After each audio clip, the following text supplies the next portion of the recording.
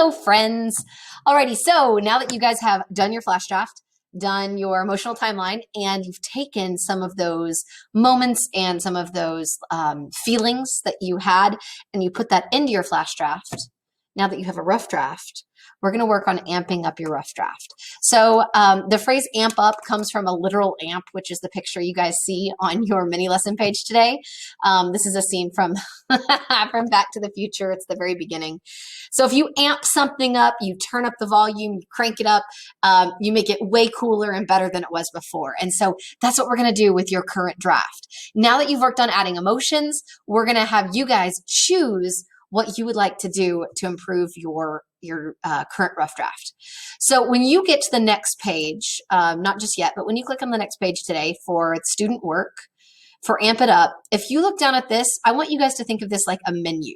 You're going to pick one of these amp ups that you feel like you personally either are interested to try or that you think your paper could use. And then you guys are going to add that into, like, really specifically go back through your own piece. And I want you to try to edit your piece or change your piece to include that. So you might want to go in and add some descriptive detail. So on the left-hand side, that's the name of the amp up you want to choose. The right-hand side has an example. You can always ask your teacher too if you want some other examples. If you want to, you could turn your draft into a graphic novel or like a story in verse, like Long Way Down, or the story about the girl who had to have her mouth washed out with soap. They look like poetry, but they read like a story. I'm not going to read through all of these because obviously you guys can choose.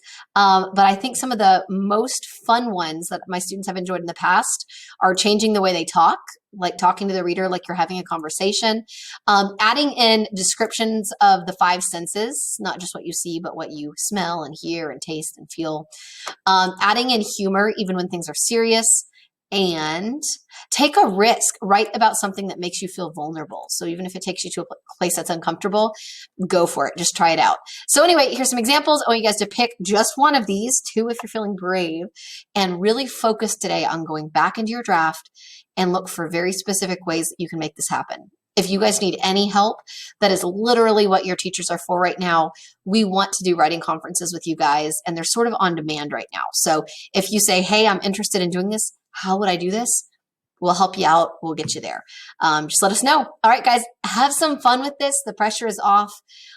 Take some risks, and don't be afraid to mess up, because that's what this is all about, is putting yourself out there. And these are all things that we've seen other authors do that you guys liked. So it's your turn to try it out and see if you like doing that too. These are power moves of other authors. So let's try them out. All right, good luck and have fun. Bye.